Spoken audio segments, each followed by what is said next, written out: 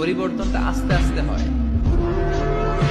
এই ঘুণে ধরা সমাজ এমনি নষ্ট হয় নাই, দীর্ঘদিনে নষ্ট হয়েছে। এটা ঠিক করতে হইলে আমাদের দীর্ঘ সময় লাগবে, দীর্ঘদিন লাগবে, অনেক ঘাম ঝরাতে হবে, অনেক পথ যেতে হবে, মাইলস টু গো। ঠিক কিনা?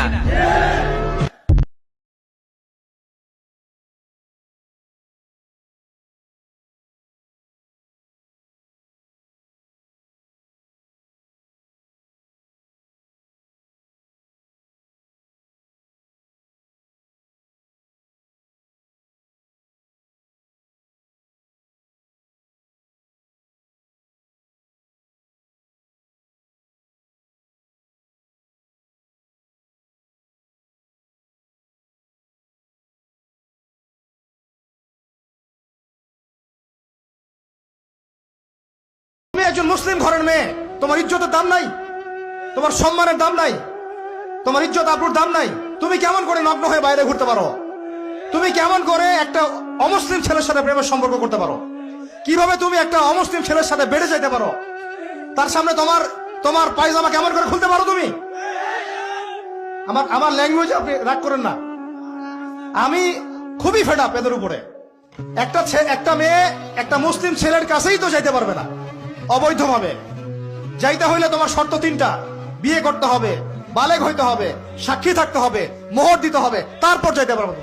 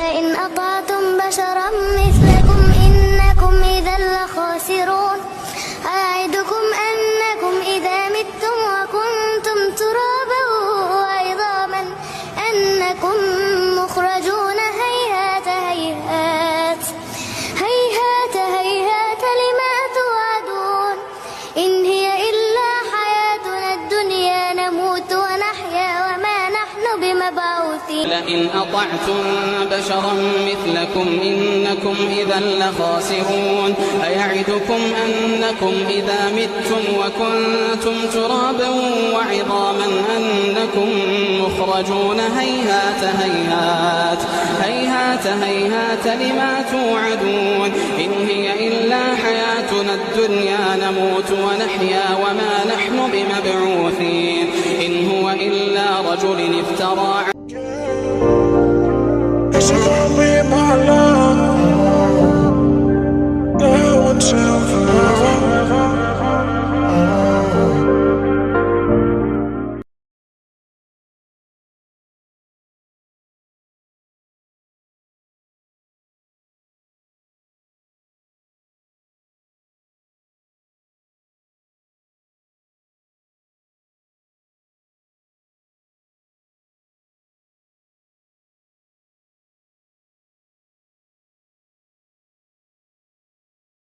যেমন বন্ধু দুনিয়ায় তেমন বন্ধু আখেরাতে।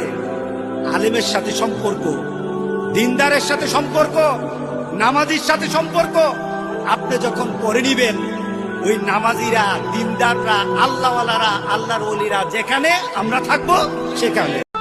এই যে মেয়ে, তুমি যে 8-10টা ছেলের সাথে জেনা করেছো, তোমার ইজ্জতের কি হবে? তোমার যে সতীত্ব তুমি নষ্ট করেছো। তুমি তো বিয়ের পর কোনো ঘরে গেলে সে হাজবেন্ডও বুঝতে পারবে তুমি আর সতীসাধী নও। আল্লাহর কাছে ক্ষমা চান, ইস্তেগফার করেন। জেনার ফলশ্রুতিতে সমাজে মহামারী নেমে আসে। জেনা, পরকীয়া, অশ্লীলতার কারণে সমাজে এমন সব রোগ ব্যাধির উদ্ভব হয় যেগুলো কখনো ছিল না।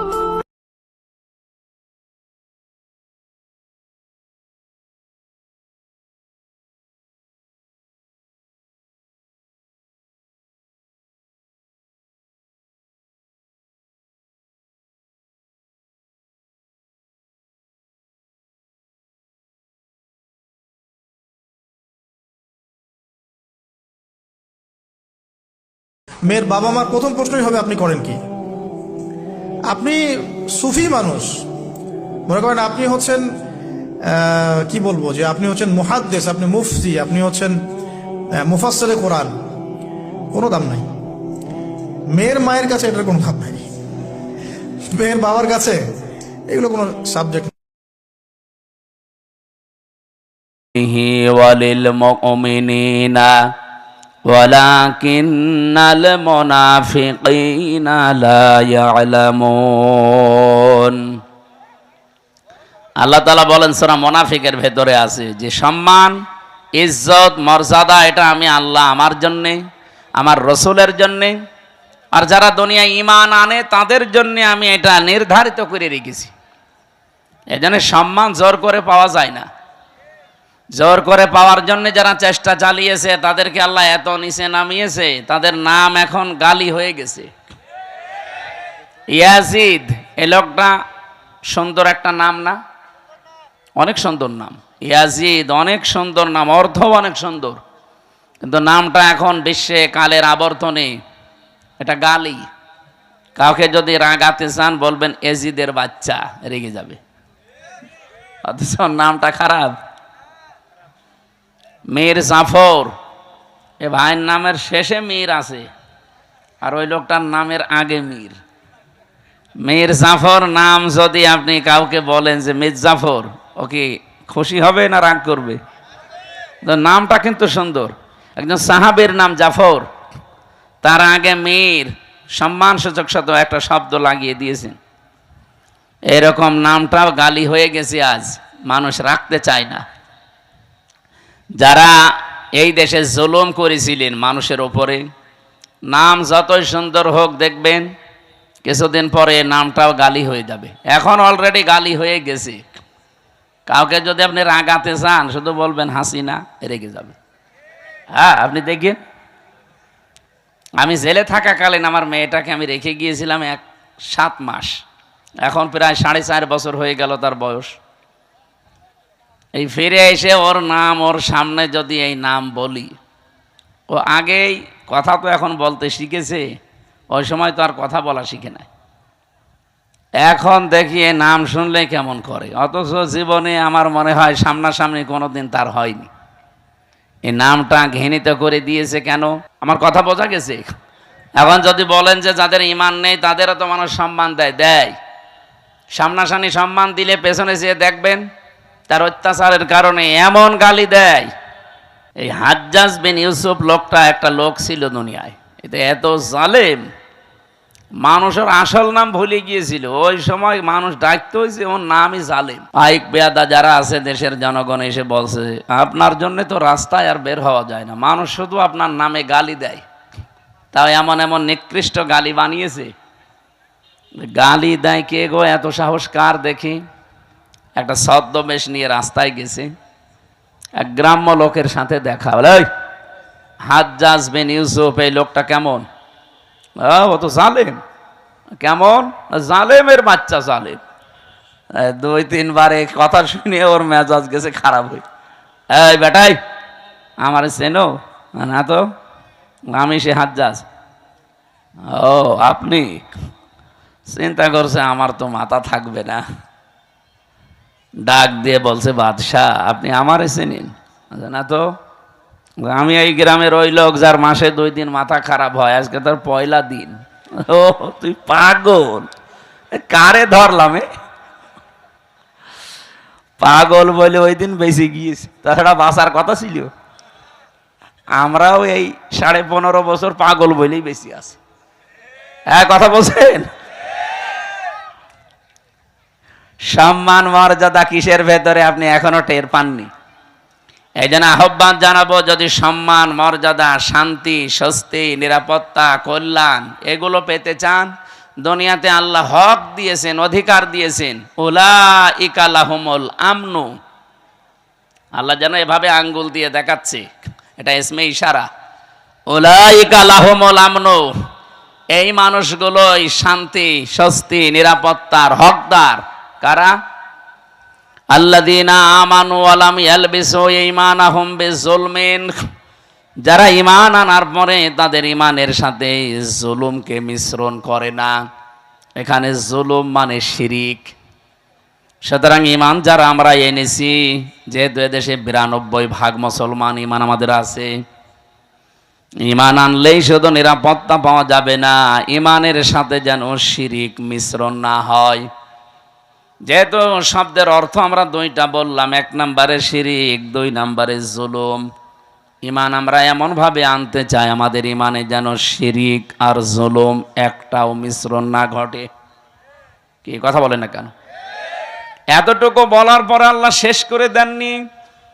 আল্লাহ পাক বলেন, উলাইকা লাহুমুল আমনু ওয়া হুম মুহতাদুন, এই মানুষগুলোই নিরাপত্তা, শান্তি, স্বস্তি পাওয়ার হকদার এবং এরা হেদায়েতের উপরে আছে। কথাটা ছোট্ট, কিন্তু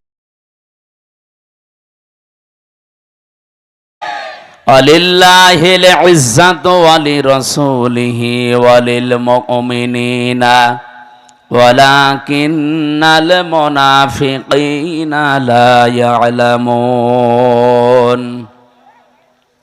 আল্লাহ তাআলা বলেন সূরা মুনাফিকের ভেতরে আছে যে সম্মান, ইজ্জত, মর্যাদা এটা আমি আল্লাহ আমার জন্যে, আমার রসুলের জন্যে, আর যারা দুনিয়ায় ঈমান আনে তাদের জন্যে আমি এটা নির্ধারিত করে রেখেছি। এজন্য সম্মান জোর করে পাওয়া যায় না। জোর করে পাওয়ার জন্য যারা চেষ্টা চালিয়েছে তাদেরকে আল্লাহ এত নিচে নামিয়েছে, তাদের নাম এখন গালি হয়ে গেছে। ইয়াজিদ, এই লোকটা সুন্দর একটা নাম না? অনেক সুন্দর নাম ইয়াজিদ, অনেক সুন্দর নাম, অর্থ অনেক সুন্দর, কিন্তু নামটা এখন বিশ্বে কালের আবর্তনে এটা গালি। কাউকে যদি রাগাতে চান বলবেন এজিদের বাচ্চা, রেগে যাবে, অথচ নামটা খারাপ। মীর জাফর, এ ভাইয়ের নামের শেষে মীর আছে, আর ওই লোকটার নামের আগে মীর। মীর জাফর নাম যদি আপনি কাউকে বলেন যে মীর জাফর, ও কি খুশি হবে না রাগ করবে? নামটা কিন্তু সুন্দর। একজন সাহাবীর নাম জাফর, তার আগে মীর, সম্মানসূচক শব্দ একটা শব্দ লাগিয়ে দিয়েছেন। এরকম নামটাও গালি হয়ে গেছে, আজ মানুষ রাখতে চায় না। যারা এই দেশে জুলুম করেছিলেন মানুষের ওপরে, নাম যতই সুন্দর হোক দেখবেন কিছুদিন পরে নামটাও গালি হয়ে যাবে। এখন অলরেডি গালি হয়ে গেছে। কাউকে যদি আপনি রাগাতে চান শুধু বলবেন হাসিনা, রেগে যাবে। হ্যাঁ, আপনি দেখেন, আমি জেলে থাকাকালীন আমার মেয়েটাকে আমি রেখে গিয়েছিলাম 7 মাস, এখন প্রায় 4.5 বছর হয়ে গেল তার বয়স। এই ফিরে এসে ওর নাম, ওর সামনে যদি এই নাম বলি, ও আগেই কথা তো এখন বলতে শিখেছে, ওই সময় তো আর কথা বলা শিখে নাই। এখন দেখি এই নাম শুনলে কেমন করে, অথচ জীবনে আমার মনে হয় সামনাসামনি কোনোদিন তার হয়নি। এই নামটা ঘৃণিত করে দিয়েছে কেন? আমার কথা বোঝা গেছে? এখন যদি বলেন যে যাদের ঈমান নেই তাদেরও তো মানুষ সম্মান দেয়, সামনাসামনি সম্মান দিলে পেছনে যেয়ে দেখবেন তার অত্যাচারের কারণে এমন গালি দেয়। এই হাজ্জাজ বিন ইউসুফ লোকটা একটা লোক ছিল দুনিয়ায়, এটা এত জালেম, মানুষের আসল নাম ভুলে গিয়েছিল, ওই সময় মানুষ ডাকতে হয়েছে ওর নামই জালেম। পাইক পেয়াদা যারা আছে দেশের জনগণ এসে বলছে আপনার জন্য তো রাস্তায় আর বের হওয়া যায় না, মানুষ শুধু আপনার নামে গালি দেয়। তাও এমন এমন নিকৃষ্ট গালি বানিয়েছে। গালি দেয় কে গো, এত সাহস কার দেখি? একটা ছদ্মবেশ নিয়ে রাস্তায় গেছে, এক গ্রাম্য লোকের সাথে দেখা, বলে ওই হাজ্জাজ বিন ইউসুফ এই লোকটা কেমন? ও তো জালেম। কেমন? জালেমের বাচ্চা জালেম।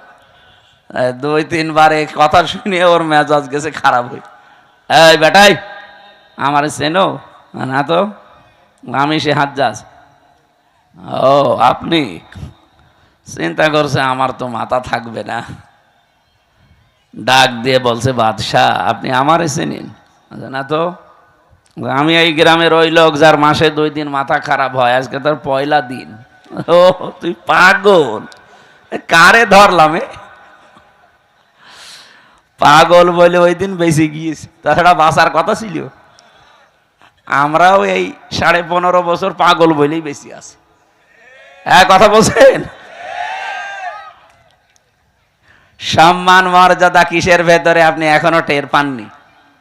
এই জন্য আহ্বান জানাবো, যদি সম্মান মর্যাদা শান্তি স্বস্তি নিরাপত্তা কল্যাণ এগুলো পেতে চান, দুনিয়াতে আল্লাহ হক দিয়েছেন, অধিকার দিয়েছেন, উলাইকা লাহুমুল আমনু। আল্লাহ যেন এভাবে আঙ্গুল দিয়ে দেখাচ্ছে, এটা ইসমে ইশারা। উলাইকা লাহুমুল আমনু, এই মানুষগুলোই শান্তি স্বস্তি নিরাপত্তার হকদার। কারা? আল্লাযীনা আমানু ওয়া লাম ইয়ালবিসু ঈমানাহুম বিযুলমিন, যারা ঈমান আনার পরে তাদের ঈমানের সাথে জুলুমকে মিশ্রণ করে না। এখানে জুলুম মানে শিরিক। সুতরাং ঈমান যারা আমরা এনেছি, যেহেতু এদেশে 92% মুসলমান ঈমান আমাদের আছে, ঈমান আনলেই শুধু নিরাপত্তা পাওয়া যাবে না, ঈমানের সাথে যেন শিরিক মিশ্রণ না হয়। যেহেতু শব্দের অর্থ আমরা 2টা বললাম, 1 নম্বরে শিরিক, 2 নম্বরে জুলুম। ঈমান আমরা এমন ভাবে আনতে চাই আমাদের ঈমানে যেন শিরিক আর জুলুম একটাও মিশ্রণ না ঘটে। কি কথা বলেন না কেন? এতটুকু বলার পরে আল্লাহ শেষ করে দেননি। আল্লাহ পাক বলেন উলাইকা লাহুমুল আমনু ওয়া হুম মুহতাদুন, এই মানুষগুলোই নিরাপত্তা শান্তি স্বস্তি পাওয়ার হকদার এবং এরা হেদায়েতের উপরে আছে। কথাটা ছোট্ট কিন্তু এর ব্যাখ্যা এত বেশি আছে কোরআনে। আজ আমরা নিরাপত্তাহীন হয়ে যাচ্ছে দিন দিন। 24-এর এই জুলাই আগস্টের বিপ্লবের পরে যাই চলছিল হঠাৎ দৃশ্য কিন্তু পাল্টিয়ে যাচ্ছে। আমরা নিরাপত্তার বলয় থেকে বের হয়ে যাচ্ছি। এর সবচাইতে বড় সমস্যা হয়ে দাঁড়াচ্ছে এখন আমাদের প্রতিবেশী নামে কলঙ্ক এই মুশরিকরা। 2 নম্বরে ওই যে 7 সমুদ্র 13 নদীর উপার থেকে আরেকটা দল চেষ্টা চালাচ্ছে। এখানে নিরাপত্তা যদি আমরা সত্যি পেতে চাই, রাশিয়ার কাছে, চীনের কাছে, আমেরিকার কাছে, ভারতের কাছে পাওয়া যাবে। আমাদের যেহেতু আরেকটা জগতে বিশ্বাস আসে, সেই হিসাবে বলছি এই পৃথিবীর ময়দান আমরা নিরাপত্তা পেতে চাই কার কাছে? এই জন্য ঈমান যা আছে এইটা যেন নষ্ট না হয়। ঈমান আনার পরে যারা ওই আমল করবে, ঈমানে যা শিখেছে, আমি খুতবার ভেতরে যে কথাগুলো আরম্ভ করেছিলাম, ওয়া শাহাদু আল্লা ইলাহা ইল্লাল্লাহ ওয়াহদাহু লা শারীকা লাহ, এ পর্যন্ত আমি শেষ করে দেইনি। আমরা এমন আল্লাহর স্বীকৃতি দিয়েছি যার কোনো শরীক নেই, তিনি একা। এই সাক্ষীটা যদি কেউ টিকিয়ে রাখতে পারে, আমার খুতবার এ পয়েন্টের ভেতর ছিল শাহাদাতাম মৌসিলাতান ইলাল জিনান, এই সাক্ষীটা টিকিয়ে রাখতে পারলে আপনাকে জান্নাত পর্যন্ত পৌঁছিয়ে দেবে। এটা এমন একটা সাক্ষী, যেহেতু তেলাওয়াত করেছি যে আয়াত, এই খুতবার সাথে আয়াতের সাথে আর হাদিসের সাথে পুরা একটার সারা একটা রিলেটেড আছে। আমি এই সম্পর্কে কথাগুলো আজকে বলবো। আমার কথা ছিল এইটা, আমরা শান্তি, স্বস্তি, নিরাপত্তা, সম্মান, মর্যাদা, ইজ্জত এগুলোর জন্য আজ অনেক কিছু করি। যাদের সম্মান কামনা করেছি আল্লাহ তাদের ঈমান এবং আমল অনুযায়ী যেন দুনিয়া আখিরাতে আরো বাড়িয়ে দেন, বলেন আমিন। দরুদ আর সালাম পড়ছে আমাদের নবী, মানবতার মহান শিক্ষক মুহাম্মাদুর রাসূলুল্লাহ সাল্লাল্লাহু আলাইহি ওয়াসাল্লামের প্রতি। জীবন চালানোর জন্য আল্লাহ কোরআন দিয়েছেন, আদর্শ মানার জন্য নবী পাঠিয়েছেন যিনি মুহাম্মাদুর রাসূলুল্লাহ। ও বাংলার মুসলমানেরা, এই দুইটা জিনিস আমাদের সামনে থাকার পরে পৃথিবীতে কার আইন মানার জন্য আপনি চেষ্টা চালান বলেন তো? আপনি কি পাগল না মাথা খারাপ? দুনিয়া চালাতে আল্লাহ আইন বানিয়ে পাঠিয়ে দিয়েছেন। যেহেতু কোরআনে কারিম আমাদের সামনে আছে, সংবিধান হিসাবে পৃথিবীর কারো কাছে কিছু ধার করার কোনো দরকার নেই। আর আদর্শ মানতে গিয়ে যেহেতু নবী নিজে এসেছে আমাদের কাছে, সুতরাং পৃথিবীর কাউকে আদর্শ মানা অন্তত দরকার নেই। এই দুটো বিষয়ে আমরা একমত আছি না? আমরা যে সংবিধান বানাবো কে দিয়ে, সেই নামে আল্লাহ একটা সূরা দিয়েছেন, সূরা ফুরকান। সংবিধান, ফুরকান মানে কি? সংবিধান। ৭৭টা আয়াত আছে এখানে, ৭৩টা ধারা আছে। আজকে ৩১৮ পৃষ্ঠা নারী সংস্কার যারা করে, নারী কমিশন বানিয়ে ৩১৮ পৃষ্ঠার বই লিখে জমা দিয়েছে। কোরআনে কারিমের প্রায় ১১টা না ১৩টা আয়াতের ভুল ধরেছে। আমি আজকে পুরাটা প্রায় ৩১৮ পৃষ্ঠা ৩ দিন মিলে পুরাটা পড়লাম। এই ৩১৮ পৃষ্ঠার ভেতরে আমার মতো ছোট মাথা, তাই আমি ১৩টা ভুল পেলাম যে কোরআনের ডাইরেক্ট বিরুদ্ধে, আর বাকিগুলো হাদিসের বিরুদ্ধে। এরা সাহস কিভাবে পেয়েছে তার পেছনেও কারণ আছে। এই যে কয়টা রিপোর্ট দিয়েছে, এদের না নারী মনে হয় না পুরুষ মনে হয়। কি কথা বলছেন? এদের চেহারার দিকে তাকান। এই নারী কমিশনারের যে কয়টা আছে কমিশনে, একটাও কি মহিলার মতো লাগে? মহিলাদের তো একটা কাটিং কুটিং আছে, এদের কি কি কাটিং? হিজলা কাটিং। এই হিজরাদের এত সাহস হয়তো না, এর পেছনে রাঘব বোয়াল আছে, কেউ কলকাঠি নাড়ছে।